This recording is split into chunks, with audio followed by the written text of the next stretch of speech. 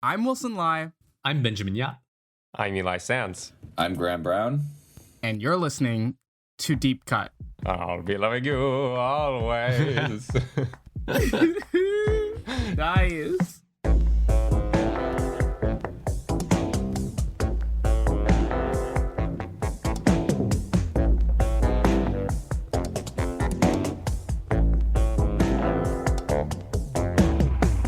You know, guys, there's nothing like the hurly-burly of a carnival to help recover from the stress of daily routine. Yeah. Oh, so true, so true. On Deep Cut, we compare a director's most popular film with a personal favorite chosen by one of us. We also discuss the director's life and career to bring context that helps us view their movies as they may want us to. A lot of movie lovers like us take for granted that we'll be able to see the movies that we love in perpetuity throughout the universe. But not only have many thousands of works from film history been lost or destroyed, but the continued existence of the movies that we can access today, even digitally, are not a done deal, perfectly safe until the inevitable heat death of the universe. If you love movies, you have conservationists to thank. And if you spend time in the Deep Cut Discord server, check the link in the description, you'll notice that we wind up having a lot of conversations about the challenges of film preservation and restoration and how that intersects with the creative choices of directors and artists who lived and worked decades ago. Those conversations are routinely eye-opening for me because we have a bona fide film preservationist among us, and he's joining us today to discuss a movie which both is great and has a fascinating preservation story. Ben, please introduce our great guest. Very happy to. Graham Brown is an assistant preservation officer at the George Eastman Museum in Rochester, New York, which is one of the largest film archives in the United States. He recently appeared in a video by Insider profiling the vital work that he and his colleagues perform. Before all this, he was also our friend and peer in undergraduate studies, where his thesis, Beyond the Infinite, a genre study of the hypothetical space film, demarcated a genre separate from science fiction that treats stories in space with scientific accuracy. He presented his thesis in a homemade replica of Dave's spacesuit from 2001, A Space Odyssey, which I remember very clearly in my mind. I can see it now, man. That Incredible. was pretty awesome. I remember us drinking champagne after that as well, with you still in that suit. Yeah. Yep. Thank you for joining us today. Oh, thank you very much. I'm honored to be here. Big fan of the show. And I'm excited to talk about this movie with you guys. Wonderful. Oh, that's great. Thanks, Graham. So, if you could tell us a bit about what got you into film preservation in the first place and why it's important to, I think that will be a good way to kickstart a conversation. Oh, absolutely. I'd be happy to. So, like many of our peers and colleagues from undergrad, I went to college with the goal of becoming a filmmaker. That was my intent when I had applied to Wesleyan. But then after learning more about the field and what it takes to be a director, I was starting to wonder if that path was really for me. But nonetheless, I continued with the film major for the first part of my college career. And during my sophomore year in film 304, The History of World Cinema, we watched a digital copy of Carl Theodor Dreyer's 1928 film, The Passion of Joan of Arc, which I'm sure you all remember. And it completely blew me away. You know, of course, all the movies that we saw in that class were excellent, but this one was one of those big, life-affirming, artistic moments for me. Joan of Arc is like sort of another tier. I was thinking about choosing that film for us to watch, but everyone's seen Joan of Arc. I wanted to choose something a little bit... A deep cut. Yeah, a more deep cut, exactly. But yeah, after seeing that movie, I was obsessed with the story of it and how the master negative of the original version was destroyed in a fire and how the film was considered lost for decades until an employee of the Dikemark Hospital in Oslo, Norway, found a single copy in the janitor's closet in 1981. Oh my God. And so it really struck a chord with me that this great work of art was in such a precarious state for so long, at risk of being forever lost to time, and now it's available for us to watch at the press of a button. And so I thought, that's what I want to do. I want to be on that team that does that work. And so film archiving is a rather niche field, so undergraduate programs in this country regrettably don't offer much in the way of education in film archiving and preservation. So as I was graduating, I asked one of our professors, Michael Slowick, what I should be doing to get started in that field. And he recommended that I apply to the L. Jeffrey Selznick School of Film Preservation, which is a preservation program conducted by the George Eastman Museum here in Rochester. And so I didn't apply there right out of college because I wanted to get my feet wet with a little bit of real life work experience first. And so I remember the summer and fall after I graduated, I was researching film labs right, left, and sideways, sending out emails, seeing who would hire a bright-eyed, bushy-tailed, newly minted undergraduate film major.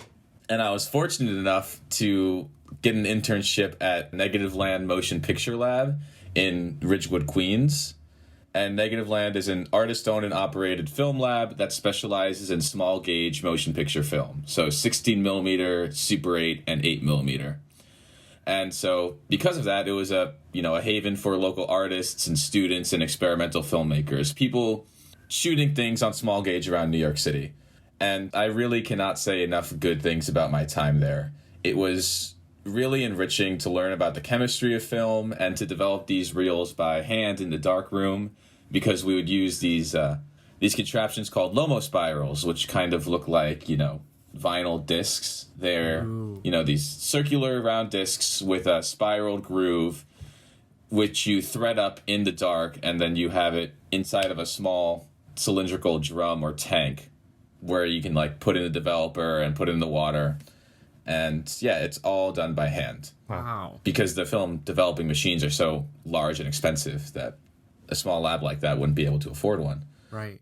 And during my time there, I became really acutely aware of and sensitized to how these labs occupy a rather strong position of trust in the community, because the lab workers are ultimately the people responsible for rescuing the filmmakers' memories and visions from the unstable chemical ether of the film stock and crystallizing them into the images that we see today. Yeah. Because, of course, the director is the one with the vision behind the project, but then that vision remains unrealized until the actual film is developed, and the film lab are the people that those artists trust to do that essential step of the work. Right. And so it really touched me to be able to do that for so many people there, and that sort of reaffirmed to me that I was on the right path. And I think the four of us, having had experience shooting with film, we all understand the fragility of working with film itself, and how much trust we put into the labs that we send our shot film to, and the blind trust that it would come back looking good if we didn't make any mistakes. Yeah, absolutely. The filmmaker puts their heart and soul into the images that they make, and they put a lot of care into, planning everything, choosing what to shoot, how they shoot, all of that. We have to match that same level of dedication when it comes to developing the film, so that the film project can be realized and they can continue to, the tradition can continue to live on. And so after about a year at Negative Land, I decided to apply to the Selznick School here at the George Eastman Museum. And then so I attended the year after that, and I just graduated last June with the 1-year certificate in film preservation. They also offer a 2 years master's option, and then went on to accept a position with the museum in their digital preservation laboratory, which we call Film Preservation Services, or FPS for short. Frames per second. Yeah, exactly. And film preservation is especially important to me because film history is really our history. The moving image, as you know, was developed at the turn of the 20th century, and since then it's exploded and become this ubiquitous part of our culture. Everywhere we go, we see moving images. We see them on our phones, we see them on our TVs, we see them on movies. We have myriad different streaming options. It's everywhere. And so I started down this path because of my experience with Joan of Arc and wanting to rescue great works of art like that, so others could study them and become inspired, as I was, in the fall of 2015, watching that movie in a college class. But there's so much more at stake than just fictional storytelling. Film contains records of people's histories, their cultures, and their struggles. So, how can we be expected to be in touch with who we are and where we come from and our position within the greater movements and our greater history if we only have visual records of the recent years? So film is how we can listen to the voices of the past. And the images that we see not only influence how we view ourselves, but also how we view our world and our place in the world. So we really can't afford to neglect that, what I think of as a vital organ in our culture. And so I feel compelled to help in that effort however I can. That's beautiful. That's very well said. Incredible. And I'm glad that we're finally putting credit to, or we're trying to give credit to preservationists, but also like shining a light on silent era films, because this is the first silent film that we've covered on the podcast. And I'm sure a lot of other podcasts would definitely not cover a silent movie from the 20s. But I think it's their loss. Yeah, it is their loss. But I think it's very important in looking back at how visual storytelling was formed and the really innovative ways that it was used so early on. And there's like a really high percentage of silent films that are just lost forever, that no one can view. They say upwards of 70% of American silent films are lost. Oh my God. I feel like that number keeps on going up. Even beyond silent films or movies that date back a century or close to a century, digital material is not automatically safe. Yeah. Digital material is less stable than you would think. Yeah. It's honestly less stable than you would think because, as we know, digital technologies are always changing. File format standards, how we read digital files, that's always changing. So with a digital archive, you have to be constantly migrating and upgrading your collections and your technology in order to keep up with the rate of change. Whereas, a reel of film, a black and white reel of film, if it's stored properly, can last hundreds of years, and you don't really need to intervene on it as much as you would have to with an all digital archive. You just need to have a projector hanging around. or make one. I mean, you could probably make one if you didn't have one and like figure it out. Even if you didn't have a projector, let's hypothetical thousands of years in the future, post-apocalyptic landscape, you come across a reel of Lonesome. As long as you have a light source, you will be able to view the images and see what exactly is on that reel and what it is and what it depicts and what it's saying. And you can hum a soundtrack to yourself. Yeah. Digital information is all zeros and ones. Your file could get corrupted, and now that file, if you don't have backups of it, is lost forever. It requires upkeep, right? Like somebody needs to maintain that forever, or if there was an apocalyptic scenario, it's gone. It's going to be almost impossible to retrieve unless you knew what you were looking for. I'll be right back, guys. I'm going to go buy a hard drive. No, it's really funny because there's an archive here in Singapore called the Asian Film Archive. And they screen movies sometimes. And when you watch a movie in their theater, which doesn't necessarily have to be an old film, they always play this kind of promotional clip for the archive, which is in black and white, super depressing. Oh, no. Like text on white, and it's just graphics talking about the fragility of film and protecting this medium that we all know and love. And I'm always thinking, y'all need to make this a little bit more uplifting, because it's always just like 50% of hard drives fail every year. 90% of films are lost, blah, blah, blah. I'm like, oh my gosh. They're not wrong. They're not wrong. But it's very depressing.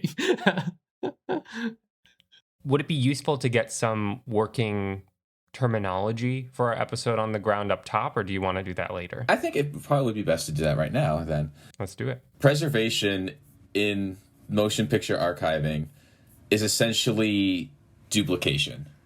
It's preserving a film means making new photochemical and oftentimes digital elements of an original artifact to safeguard against the loss of that artifact. So I don't consider a film to be preserved unless there is a known duplicate negative in a safe location because that duplicate negative can be used to generate new iterations and new copies of that film. Preservation is distinct from both conservation and restoration. Conservation is the practice of protecting that original artifact from damage and decay. So conservation is centered on the original artifact and making sure that stays around as long as possible. And restoration is what we think of as restoration is a set of technical, editorial, and intellectual procedures that aim to compensate for the degradation of that original artifact and return it to a state as close as possible to its original condition. So a lot of times people will use those three terms, preservation, conservation, and restoration, interchangeably. So it's good that we can clarify that they are in fact three separate processes and what each means. Another word you'll hear me use a lot is element. So a film element is any film object in that film's production. So the negative, that's an element. The interpositive, that's an element. The duplicate negative, element. Print, that's an element. Any film object can be called element. Right. And a print specifically is a positive used for projection and exhibition. Right. So if you have a negative, that's not a print. It's a negative. Just want to get that out of the way up front. Okay. Should we launch into Lonesome? Yes. Do it. Okay, so when we asked you which movie you would like to discuss, you chose this film Lonesome from 1928, directed by Paul Fejos. Tell me I'm saying that. It's I believe it's pronounced Paul Fejos. I can't do that. Professionally, he was known as Paul Fejos, so Okay, either let's or, go with that. I would say. So Paul Fejos, and why don't you tell us about your connection with this film and why you made this choice and brought this deep cut to our podcast? Well, when Eli approached me about coming on the show, this film was honestly a no-brainer for me. Lonesome is one of the crown jewels of the museum's collection. It's a preservation and restoration project that we undertook many times in the past. And it's an excellent case study of what exactly goes into film preservation, a lot of the common obstacles or things that we just have to deal with. And it's also a great movie and one that's criminally underseen in terms of film circles, I think. It reminded me in a lot of ways of King Vidor's The Crowd, but even that seems more widely seen than this. Yeah, it's very, very similar to The Crowd. King Vidor obviously was very famous and successful director, so he's a bit more well-known than Fejos, and so his legacy is a bit more solidified. Although Lonesome is one of the most requested titles from our collection, so it is getting out there, but it hasn't quite made the break into the mainstream canon that other silent films from that era have. Film Twitter hasn't seized upon it yet. Yeah, but wait till they hear this podcast episode. Yeah. So, Graham, when you say that people request the film from the archive, does that mean that you are sending out DCPs or are you sending out prints, like reprints of Lonesome? Like, what are they requesting? It depends on what they want and what they need and what we can send them. I'm not in the collection management team, so I don't know exactly, the breakdown of the stats of how much we send out DCPs versus prints versus researchers coming on site to view the films here. Oh, wow. So that's like a wide variety. Yeah, exactly. And so Paul Fejos, for a little bit of background information on the director, known professionally, of course, as Paul Fejos, was a Hungarian-American director of feature films and documentaries who worked in a number of countries across the globe. He was born to parents of the Austro-Hungarian landed gentry and was interested in medicine during his youth. In World War I, he worked as a medical orderly for the Imperial Austrian Army on the Italian front lines and also managed a theater that performed for the troops. After the war, he returned to Budapest and eventually worked for the Orient Film Production Company and began to direct films in 1919 or 1920 for Mobile Studios until he escaped Hungary in 1923 to flee the White Terror and the Horthy regime. He eventually made his way to New York City, living there from late 1923 until 1926 when he moved to Los Angeles, and he began production on his first American feature, The Last Moment, in October 1927. The film was popular and was a success and led him to a contract with Universal Studios. And after directing several other films in America, Fejos became fed up with Hollywood, left the country in 1931, and directed sound films in France, Austria, and Denmark. And by 1935, he had grown tired of narrative film and what he viewed of as inauthentic stories and began filming more ethnographic subjects. In 1936, he studied cultural anthropology at the Museum of Copenhagen and spent the remainder of the 30s filming ethnographies and conducting research. And then in 1941, he stopped making films altogether and became the director of research and the acting head of the Viking Fund, a nonprofit foundation for anthropological research. Wow. And he was a very well-regarded anthropologist in the later part of his life and is probably more well-known in those circles than he is in film circles. And he was considered very ahead of his time in that field and taught at Yale, Stanford, and Columbia University before he passed away on April 23rd, 1963.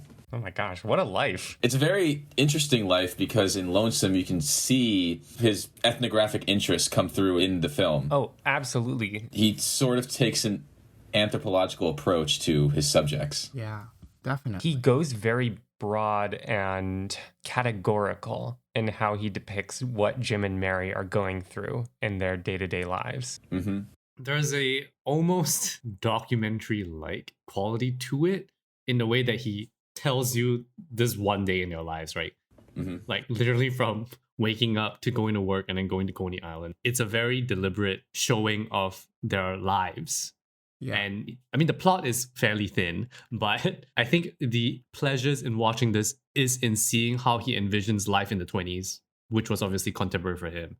And I think that stuff is really interesting. And obviously the carnival is just wicked. Yeah, there's so much going on in the carnival. And I think Fejos' choice to not just contain the camera to just our two romantic leads and in some scenes just let that breathing room to see other people getting on the rides and other people enjoying their time and just interacting with their loved ones, you really get a sense of a much larger world outside of the film itself. And I'm pretty sure those were not like hired extras, or maybe some of them were. But to get crowds of that size, I don't know if that was... Well, who knows? It's Silent Eric. It was probably staged. It's hard to tell. I think it looks like it could be on location. I'm pretty sure it's on location, but I'm not going to say I know whether or not they are paid extras or real people, or quote, real people. That I don't know. Right, actors are not real people. But Fejos, as we've discussed, lived in New York City for a few years when he first came to America, and he lived there in pretty acute poverty for when he first arrived. He took jobs in funeral parlors and piano shops. He was working a lot of odd jobs. He came to America speaking almost no English and with no money in his pocket. Wow. So he was very aware of the plight of the working man in New York City, just what it takes to survive and live in that city and the sort of mania of it. In a 1962 interview, when the interviewer asked Fejos if Lonesome had brought up memories of his time in New York, Fejos replied, quote, "I wanted to put in a picture New York with its terrible pulse beat, that everybody rushes, that even when you have time, you run down to the subway, get the express, and then change over to a local. All these things, this terrific pressure that's on people, the multitude in which you are always moving, but in which you are still alone. You don't know who is your next door neighbor," unquote. Oh my God, that's still accurate. Yeah. He was ahead of the curve. And Ben, this documentary-like style that you bring up is 100% there. I see, like, we get a sense of these people's place in the sort of larger machine of New York City. Their very monotonous, mechanized jobs as a telephone operator and in the factory. And then how they then, use their shared experience and class position to connect with each other once, Right. they get to the carnival and finish their initial flirtations. we're dropping a lot of info about our dear Jim and Mary. So let's get a little plot summary on the table about what they do. They are both working class. They are stiffs. both young workers in New York. What? Working class stiffs. As he calls it. An ordinary working stiff is what I believe Jim says. Mary is a telephone line operator. Jim works in a sheet metal pressing factory. Am I right about that? Probably, yeah. I guess. Looks like it. And they are both feeling lonesome in the big city because all their friends are going on fancy trips and going to the beach and coupled up and in love. And poor Jim and Mary are feeling all alone and probably a little bit H-word. So they both decide to go to Coney Island for the day. Hip hip hooray. Where they find each other, they chat, they pretend to be upper class, and then as they start to realize that they have legit feelings for each other, or maybe they're still just H-word, they drop the guys and decide to be honest with each other about who they are. They form an attachment. They have an incredibly realized and illustrated and colorful and sonic, yes, journey into the carnival at Coney Island together. They are briefly separated when a roller coaster catches on fire and Mary passes out. Just the wheel, not the whole coaster, just the wheel. Right. I'm exaggerating, really. But there appears to be a danger. Mary passes out. Jim, trying to get to her, is arrested by a cop, and they are separated for a while. And once Jim is released by the police, he goes back to Coney Island. They wander around, can't find each other, and they sadly make their way home as the day ends with a thunderstorm at beautiful Coney Island. And when he gets home, Jim forlornly plays the song that they both danced to earlier, I'll Be Loving You Always. And Mary hears her neighbor blasting I'll Be Loving You Always. Wouldn't you know it? They're neighbors. They hug. Of course. And all's well. Roll credits. How'd I do? This is a short and sweet movie. I was tearing up the first time I saw this movie. Yeah. It's surprisingly sweet. Like, it works. Yeah, I think the amount of romanticism that is relayed through just their faces and the camera movement and the score all together is really unmatched. I feel like the amount of emotion there is like riding at such a high level. And what also really like shocked me about this film was that it's not actually just a full silent film. I was going in thinking that there was going to be intertitles all throughout, and then like halfway through got a cut and Jim starts talking. And I was like, what's happening here? But I think that this is like a really great example of like the growing pains of adapting the industry into one that has sound film, right? Correct me if I'm wrong, Yes. Graham. No, you are absolutely right, and growing pains is a good way to describe it. So, as you say, this film is part-talkie. It is one of the part-talkies of the late 20s.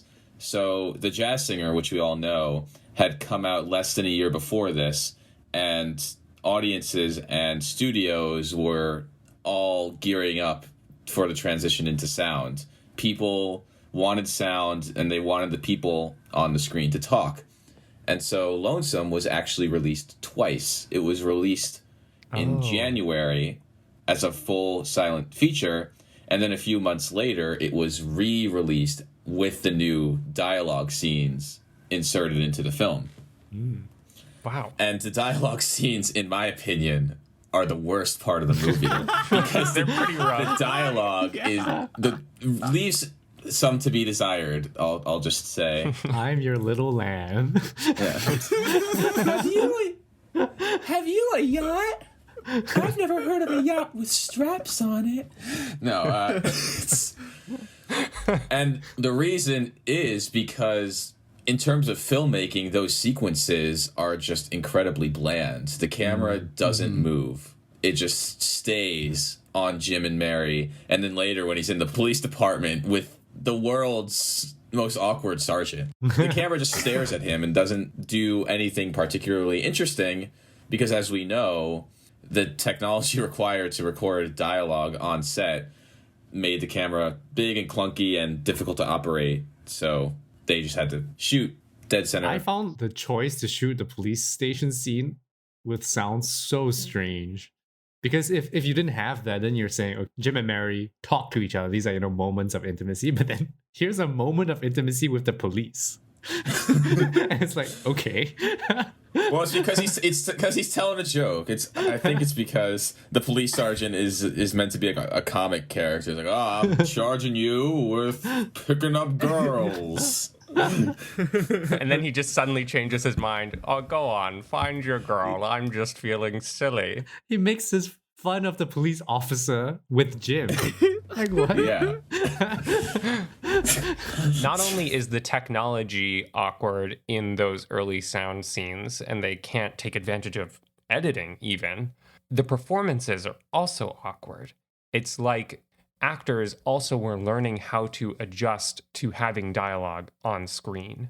Absolutely. There's also color. It's really interesting to watch this and then see the way that the physicality of the actors changes between the silent bits and the talkie bits. And how they train themselves to be much more physically expressive because of the way silent film was. And then when they do the talkie stuff, they are sometimes splitting the difference, sometimes going too far to being too static. And then with a part-talkie film like this, it becomes like there is this whiplash when you move between the modes of filmmaking where the way they express their characters just changes on a dime. And it's very jarring. And it's a very interesting artifact of like watching this split of changing between silent and sound and like literally seeing two kinds of acting within one film is really cool, actually. Yeah, that's an interesting point. I hadn't thought of that before. But one of the boons of the transition to sound that Lonesome really takes advantage of is its synchronized soundtrack. Yes. And its use of sound design, even from the opening montage where we hear the bells and whistles and clangs of New York City, and then that slowly fades out, and then we hear the alarm clock, and the focus shifts to Mary waking up, and we hear the alarm clock before we see it. And it helps to sort of link her to, her place within this city, and it serves as a good way to transition into, shifting our POV from the city at large to just this one person. And then Fejos uses sound to construct space later in the film at the end when we hear always loud in Jim's apartment, but then it's soft and muted in Mary's apartment.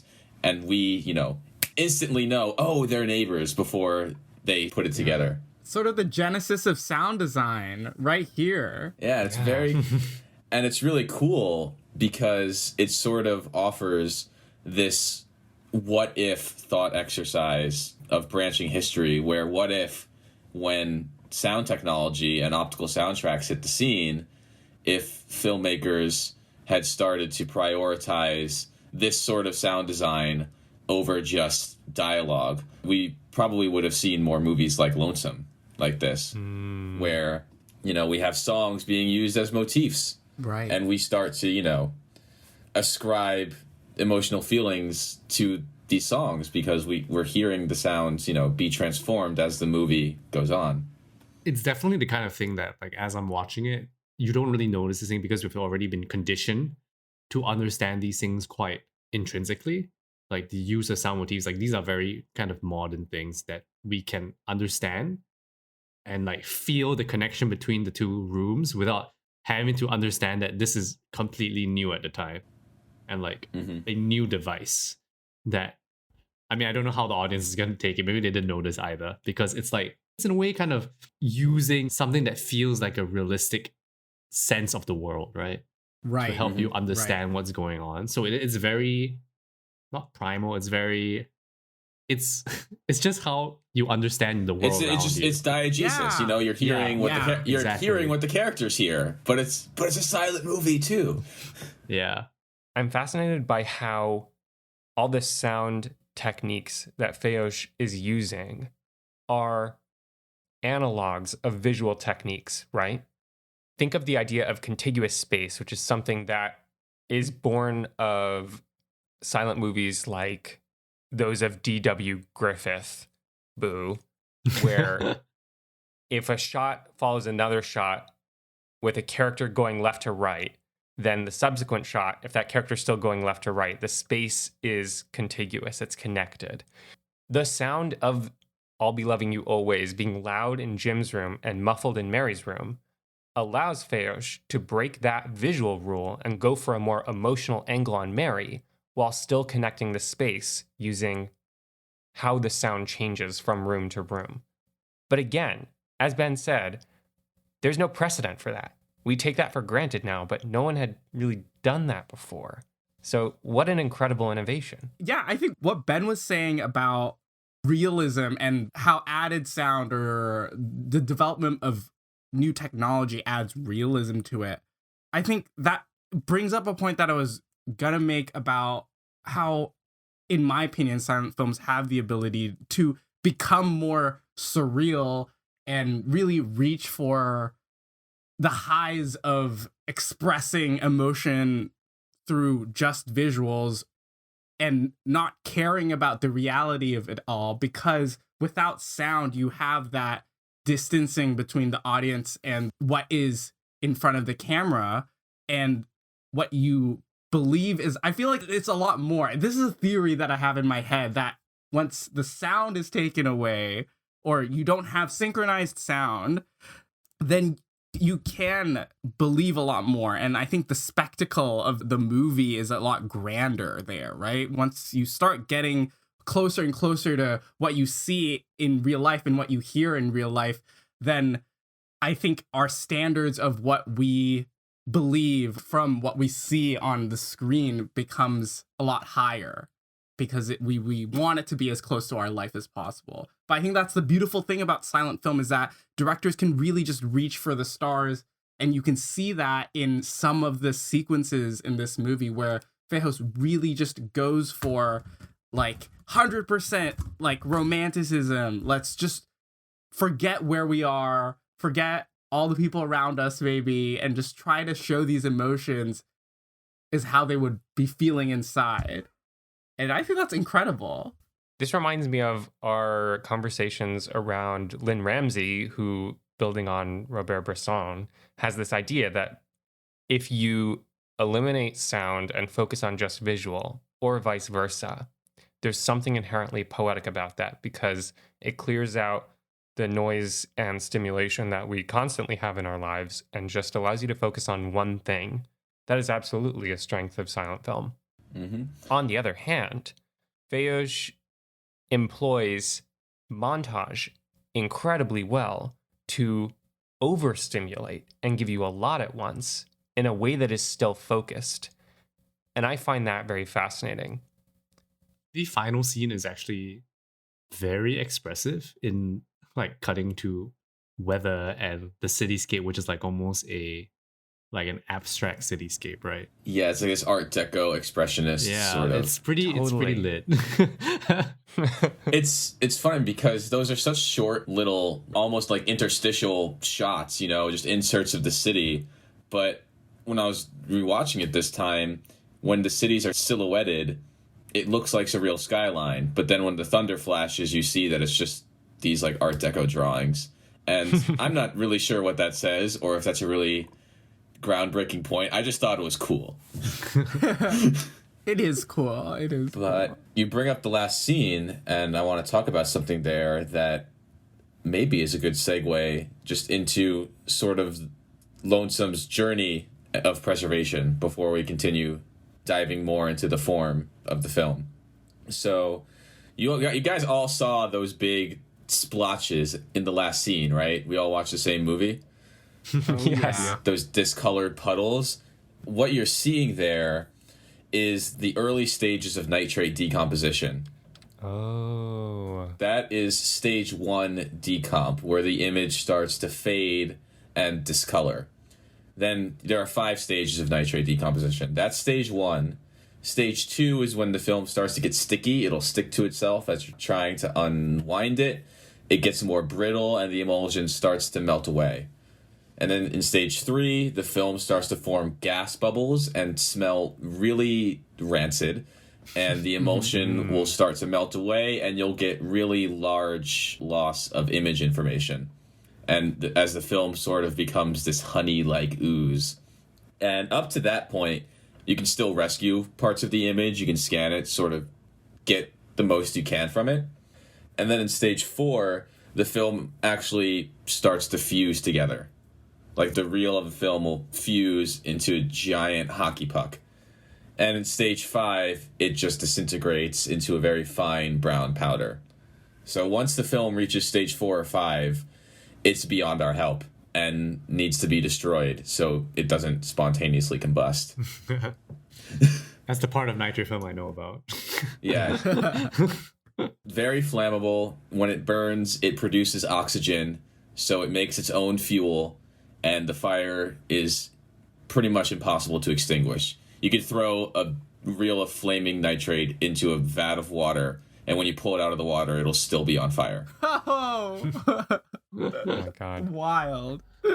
Nitrate is so dangerous that they used to make projection booths that sealed in the case of a fire, locking inside the projectionist. Locking the projectionist inside? Yeah. Yeah. So if the film would perish, you would perish with the film. Yeah, well, the captain has to go down with the ship, right? That's pretty hardcore. I mean, you protect the audience, and then the projectionists would die. Yeah, so Yeah. the George Eastman Museum is actually one of the few theaters left in the country that is authorized to project nitrate film still. Wow. And every summer, we have a big festival of film conservation called the Nitrate Picture Show, which is happening this year from June 2nd to June 5th. Oh, really? Yes. And so I guess I'll just take a moment here to just sort of discuss Lonesome's preservation and just the different steps along its route and how it finally ended up here. So this project, the Lonesome Preservation Project, went through multiple iterations at the George Eastman Museum, which used to be called the George Eastman House. The film came into the museum's possession in 1967 as a gift from the Cinémathèque Française, and its founder, the legendary film archivist and cinephile Henri Langlois. The first preservation took place in 1973 when the museum made a duplicate black and white negative and full color sound print. And because this print came from France, it had French intertitles, and that original preservation and print still had the French intertitles. And so in the 70s, many preservation projects would make black and white negatives of color films because black and white film stock was cheaper than color and more chemically stable than color film. And then in 1993, Lonesome was preserved again, this time with a color negative. And then in 1994, English titles were created and inserted into the film, and a new negative was made for those. And creating intertitles in and of itself is a whole art form. For this film, title cards from surviving Universal productions were assembled in order to choose the right font so that it would look as it would during its original release. And other translations from that time period were also consulted so that the French intertitles could be translated back into an English that matched the mannerisms of the late 20s. Whoa. And so then later in 2006, 2 new Lonesome prints were struck for the Telluride Film Festival. And then it was preserved a 5th time from 2009 to 2010. And that is the version that we have all watched. This pass included a full restoration where the soundtrack was re-recorded, all the titles recreated, dirt and damage was digitally removed, and the original color fully replicated. Wow. My God. What a journey. Yes, indeed. When you say the color is replicated, what do you mean? Like, because you were talking about the black and white prints and stuff. So a lot of times people think of silent films as only being black and white when that's not true. Most silent films had some color in them, whether it was tinting, where the film is placed in a dye bath and the base, the clear parts of the film, soak up the dye and become a color, and then the white parts of the image are tinted and the black stay black. There was toning, wherein the metallic silver salts that are in the black areas of the film, there's this chemical process where those are replaced with a different metal, like iron or copper, which has a different color. So those would make the shadows whatever color, green for copper, for example. And then there's hand coloring, which is also present in Lonesome, where specific parts of the frame are colored in one color. There's stenciling, which is a more automated version of hand coloring, where people would cut out little stencils on a strip of film and then roll the dye over it so that they could paint multiple frames at a time. So silent film was very colorful, extremely so. But a lot of these colors have faded since the time these original prints were made. And so when we recreate the color, what we do is we take our scans of the film and we regrade them. We look at the original artifacts. We try to see if there are some parts of the frame or the film where the dye is not as faded, so we can see what was a more original color. Sometimes we have continuity scripts that will say amber tint, for example, so we know that one section is supposed to have this color, even if it's not present on the original artifact anymore. So a lot of that's all done digitally now. But yeah, so when we're replicating the color, we're taking our digital copy, our digital surrogate, and pretty much regrading it from scratch that way. Wow. To recreate the colors as close to what we think would have been on the original print. And that's a really fun and collaborative process because, of course, you can't just have one person look at a color and say, oh, that's green, you know? And so I'm sure you guys noticed that the image quality of this film fluctuates a lot. Yes. Especially when it shifts from the dialogue scenes to the silent scenes. Yeah. And so because this restoration came from a single source print, it's reasonable to assume that print was assembled from many different film elements of varying quality. And of course, because the dialogue scenes were added later, it makes sense that those scenes look cleaner and have less damage because they were probably exhibited less than the rest of the film. I had a question, Graham. Yes, Wilson. So I watched the insider video that you're in, and first of all, very cool, very cool. Oh, thank you. I think I learned a lot about the amount of time and effort that goes into preserving and also restoring these films. But it seems like you guys have a massive backlog. And I was just wondering, how do you determine what goes to the front of the backlog? Is it the nature of the prints? So if they're like around stage 3 or stage 4, like would you put them at the top because they'll like go sooner? Or is it with contracts? Like, how does that usually work? How do you choose your projects? When determining preservation priorities, we want to sort of prioritize things that have not been preserved yet. So if preservations exist elsewhere, then it's not as urgent to get that film preserved. And we look for uniqueness or damage. So if we notice that something is in an advanced state of decay, we are more inclined to prioritize that and try to get that scanned faster and make new film elements if possible. And if something is uniqueness meaning that there's some quality about that print or that object that is not shared by other prints or elements of that title. That could mean it's the only surviving element. It could mean it has a shot that is missing from other elements. Something that distinguishes it. That usually makes something as a good candidate as well. Lots of factors go into determining it, but typically uniqueness and damage are the biggest things that we look for. You mentioned that Lonesome is a good example of the different types of obstacles that come up in restoring a movie, and you've laid out the steps of the process with regards to the color and the sound and the image quality. Were there any particular surprises with Lonesome or unusual obstacles that came up in the process of preserving across these multiple elements for Lonesome? As I was not present during this preservation, I can't answer that question fully. I do know that the soundtrack in particular was a substantial obstacle because the original soundtrack was full of pops and hisses and fuzzy. It just had really poor audio quality.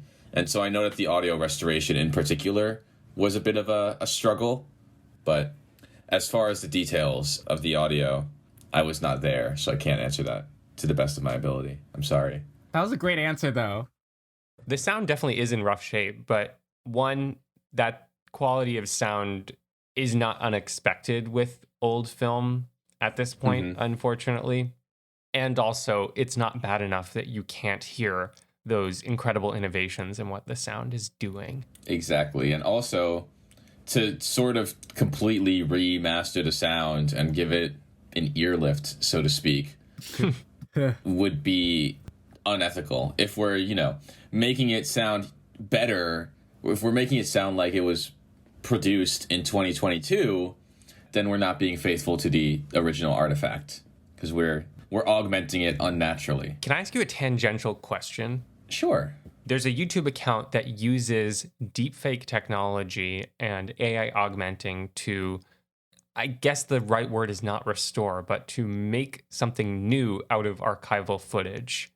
So it'll be like New York in the 1930s, and it took old film stock and makes it look like it's 60 FPS. And in Graham's rolling his eyes.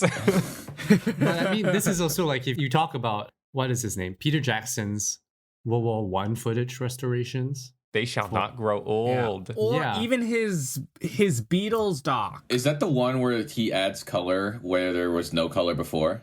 And sound where there was no Yeah, sound. like dialogue. At that point, you're not watching footage from World War One. Yeah. You're watching, Peter Jackson's edit of archival footage. Like he made a coloring book. In my view, it's disingenuous and unethical to present that as an original artifact, re-restored from World War One, because the sounds that you see and the images that you hear were not captured during that time. I mean, I didn't see this. I don't know how it was marketed, but I think the idea is that it's supposed to put you in that time and not necessarily to present artifacts as they are, but I don't know.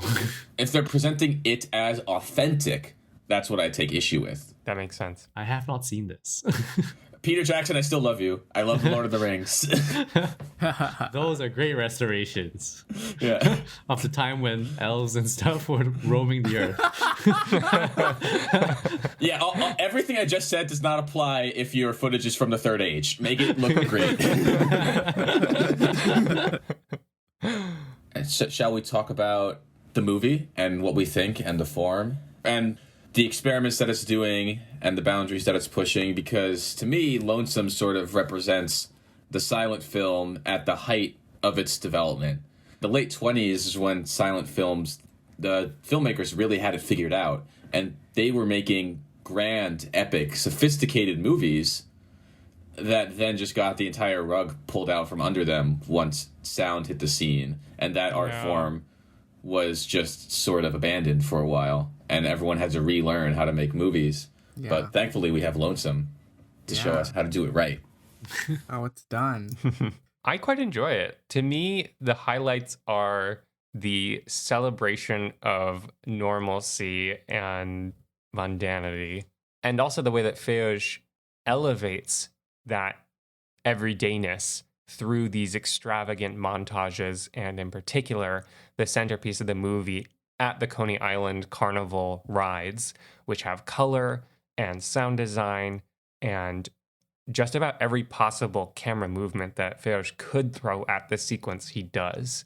And all this overlaying in the edit, it's remarkable. And then he interrupts all that wonderful cacophony with still. And these moments when Jim and Mary are, as they imagine themselves to be, all alone, almost like on a stage lit by a spotlight with a beautiful, I suppose, matte painting of a ride behind them and the moon above them, and the image has color. It's a remarkable balance of maximalism and these very focused and emotional, controlled sequences. He was a masterful director. This is a really great movie. Yeah, this is a man who knows what he's doing. And I think the carnival montage is a brilliant way of showcasing. He's sort of like showing off. He's like, look at what I can throw at you and make sure you're keeping up. Because I'm sure those 1928 audiences were probably freaking out when they were watching this. But I really, really loved all the stuff that happened at the carnival as well. And especially the scenes in which Jim is sort of looking for Mary, that initial chasing within the crowds where Fejos alternates between these wide shots taken from a tripod and these like moving tracking shots that are sort of point of view shots from both of them, as you see that they're trying to look for each other, but it's sort of an impossible task in this sea of people. And I think the way he showcases chaos with just using the blocking of so many people is just so effective. And I think in a similar, more toned down way, the scene where they are at the beach and they're going to sit down, so they're moving through these people, and then later on when they're trying to find Mary's ring that she lost, they're moving through these people as well. He just really has a great ability to use people as mise en scène, basically. Another thing about that beach sequence, I don't know how he did the camera moves that he did on the beach, because that would require something like a dolly. But they're on sand. Were they on a studio lot at that point and just meshed it with the sequences of Jim and Mary splashing in the ocean seamlessly? I don't know either, and it's a secret that Fejos may have taken to the grave. Dang. I mean, I think you can put tracks in the sand. You I could think it's put possible. tracks in. Yeah, you can put tracks in the sand. Or maybe, they put something on the sand and then put the tracks on those. I don't know. You should ask Alex Fabry. It's all about the maneuvering of the people away from the way of the camera. That's like the coordination you need to do. Especially with this many bodies on screen, which reminds me of a really funny part I saw. Might be in that tracking shot I'm talking about, where there's this guy throwing a lump of sand at a lady in her face. Oh, yeah. Do y'all see that in the corner of the frame? I think I did see that. And I was like, wait, what? And was the lady like, oh, you rascal? I don't remember. Like, she like sits down and then he just tosses it into her face, and then we move on and we're like following the main characters away. And I was like, oh, okay. That's New York City, baby. What can I say? Just try to have a nice day on the beach and some dude just throws sand in your face. That's New York. And confirm. What I really like, just to continue on the carnival sequence, to me, that reminds me of another one of my favorite movies, The Red Shoes, where in The Red Shoes, the main character, Vicky Page, steps on the stage, and then once she starts dancing in this great centerpiece of the movie, it shifts into this sort of surrealist, abstract ballet sequence that reflects her, inner struggle and her emotions. And then that happens in a similar way in the carnival, where Jim and Mary are dancing together. The color in that carnival sequence, it does more than just tell us the time of day and give us, a picture of what the carnival looks like. It gives us a window into Jim and Mary's feelings. And we have this great big explosion of color. The camera's moving around and like the tints are changing from pink to yellow to blue. But then like the sound shifts into like a sort of soft rendition of Always as the crowd fades away and they start dancing under a moonlit sky with an extremely palatial roller coaster in the background. Incredible. And then they fade back in and the colors of the world come back. That playing around with the color and the design of the whole sequence, we're able to see how the characters are feeling, and then they shift back into the crowd. I think that's a really exceptional use of the technology at the time. Another thing that completely confounded me as to how it was done was the changing of the color tint within one shot. So as it's holding on Jim and Mary dancing, it goes from pink to yellow, or maybe pink to blue, and back again. It's not a hard cut from color to color. It fades. How on earth would that have been accomplished? I wish I could tell you. Dang. Well, isn't the process of like coloring these frames, you are like dipping it in a sort of dye, right? That's one of the... Yeah, that's one of the ways you dye the film base. Yeah. So if they could have, I guess, done a gradient sort of dye, or they dyed some frames with both of the colors. But it is very seamless. The other thing you can do that's not just dipping the whole film is you can literally draw on the frames, right? Yeah, you could hand color and just cut very carefully. The thing I noticed was in one of the kind of moonlit scenes, it seemed like the backlight on them was tinted, but the rest of the frame was black and white. Almost like they were being hit by a colored light, but then their faces, aside from that backlit that you can see along the edges. Is this when they're talking and like they're blue, but then their shoulders are like yellow and green? Yeah. Yeah, that was wonderful. Yeah. Love that shot. Even if the dialogue is pretty... I mean, that one dialogue's not very good, but I actually really like the way that you go from the chaos of the carnival and then you kind of dial in of them sitting against nothing, like total darkness, and they're just talking to each other. So, I mean, there's something beautiful about that in terms of the construction of like creating the chaos of like first love and then like just honing in on a moment. Yeah. And they kind of trying to do that with the first dialogue scene with the beach sequence as well. Which is why when the police stuff happens, it really kind of throws the whole motif out of whack.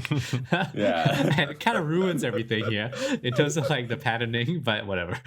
Also worth saying that the cops are like Irish cops, and the movie's a little weird about that. That whole scene is very questionable. The sergeant just kind of sounds like drunk Bernie Sanders to me. Liddy Sanders. Yeah, so as a whole, I feel like the film is blending these surreal and expressionist techniques with sort of the buds of neorealism, with how he treats the subjects and the city versus how those are ultimately realized on screen. It's very much falls in the tradition of Man with a Movie Camera and Berlin Symphony of a Metropolis, in that it's exploring this one aspect of the city and how the people function and live within it. I totally see the thread. Did you guys see the twist coming at the end that they were going to be neighbors? Or was that a complete shock? I had an inkling that, I mean, like when you do that kind of thing where you bring the lovers apart and then you know it's going to come back together. And I had an inkling and I was like, oh, okay, this might be where we're going, but I don't know. Yeah. I thought it would be like a same building type thing, but right next door.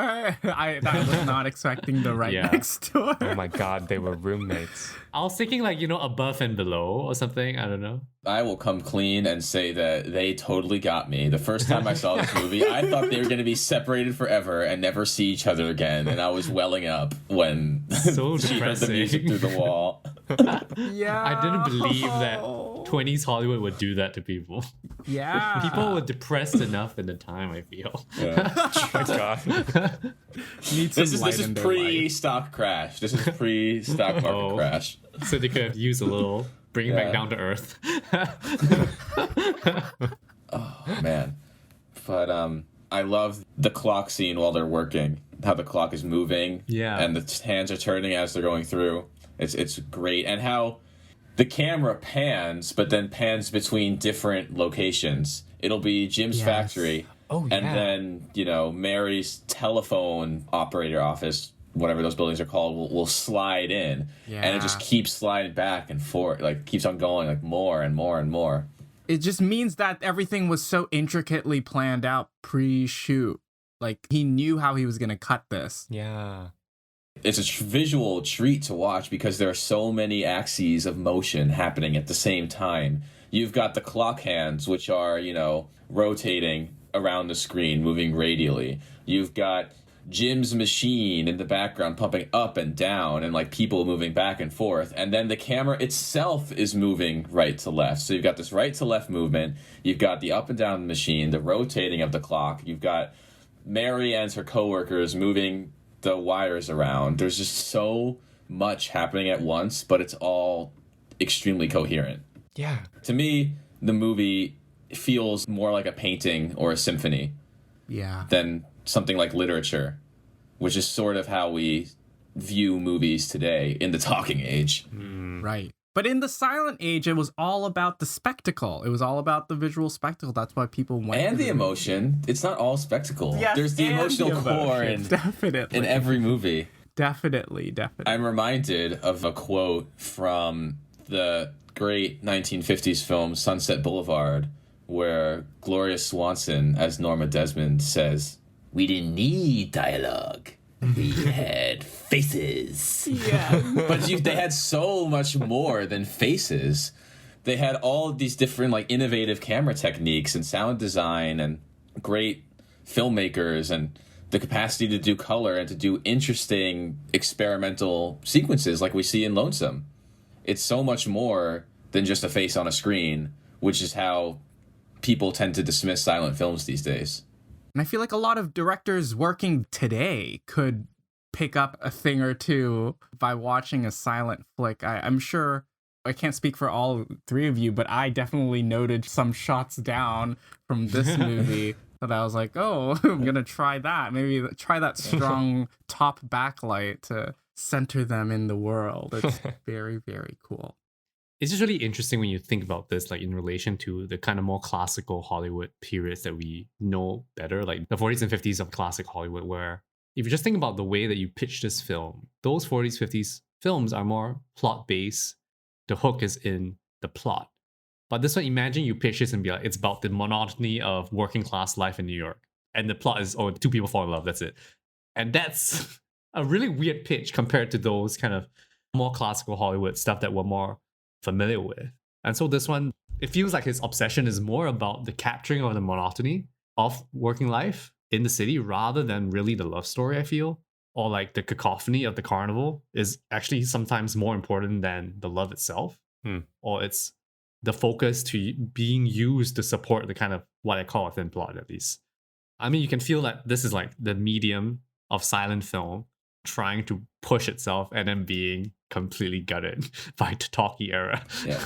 The way I would describe that difference, Ben, is if the studio era is about situational plots, then there's a lot more conditional plots in the silent era, or things that take a broader approach, a la, again, The Crowd. And Ben, you're absolutely right in that Fejos is very concerned with the lives of the characters, you know, just their place in the city. Again, you can see how Fejos has this sort of anthropological leaning and how he's concerned with that, and, you know, how that would then carry him into the later part of his career. But it's funny that you bring up how do you pitch this, because when Fejos was signed onto Universal, he met with Carl Laemmle, who was in charge at the time, and they were trying to figure out what he would shoot after his first film, The Last Moment. And so he got a bunch of scripts from Universal, a bunch of stories, and they were like, pick one. And he looked at all the big scripts for like their big, you know, major pictures, and he didn't like them. He didn't like any of them. And he was ready to just walk away and be like, I'm out. But Carl Laemmle's son, Carl Laemmle Jr., was a huge fan of Fejos and was like, no, like let's just go out to lunch. We'll figure something out. And so Laemmle convinced Fejos to just like stick it out and read some more stories. And he eventually read like what was meant to be just like a short, almost a B picture, just like something quick and easy. And it was about two lovers who meet when they go to Coney Island for the day. And Fejos is like, this is the one I wanna direct. Wow. And wow, he was like, in the contract it says that I get to pick the story, and this is the story that I pick. Wow. Awesome. And Laemmle Sr. was not too keen on it, but Laemmle Jr. was. And so Laemmle Jr. was like, yes, I will make it happen so long as you credit me as the producer for the film. And so that's why Carl Laemmle Jr. is credited as the producer of this film.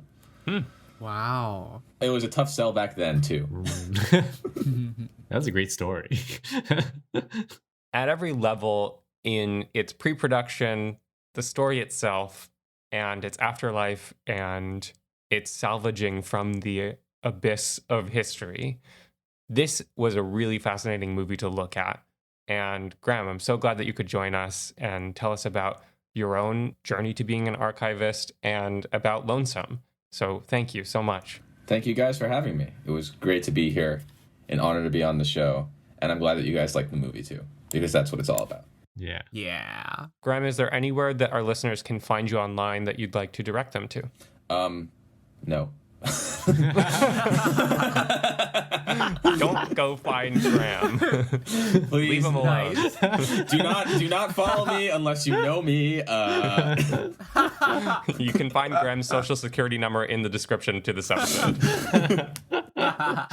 But if you are interested in some of the work that the George Eastman Museum is doing, you can view some of our digitized films online at www.eastman.org. Wonderful. And you'll find that link in the description below. Yes. Is there a preservation or a restoration project that you're currently working on right now that you're really excited about?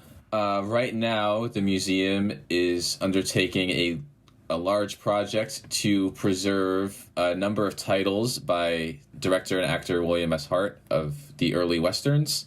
And so Wow. that was covered a bit in the Insider video, but it's a long-term project, multiple years with numerous titles to be preserved, and we're gathering elements from all over the globe for that. So it's going to be really exciting once it's all done, and we have brand new restorations of all these films. That's awesome. That's one of the things about the field that I really love, is that it is collaborative on almost the largest scale possible. When we undertake these projects and we're searching for elements, we reach out to institutions and people from all over the world and build connections this way, because we all have this shared goal that transcends, the boundaries of countries. It's something that creates international community, and it is really rewarding and inspiring to me. Isn't that what the movies are all about? So true. Thank you for listening to this episode of Deep Cut. Please rate and review because that helps us keep making the show.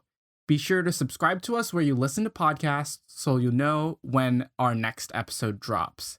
Keep up with Deep Cut on Twitter, Instagram, Facebook, and Letterboxd at Deep Cut Pod. And you can join us to talk about movies on our Discord server, to which you'll find a link in the description.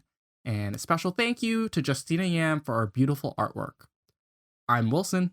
I'm Ben. I'm Eli. I'm Graham. Take care, and we're looking forward to talking about more movies with you next time.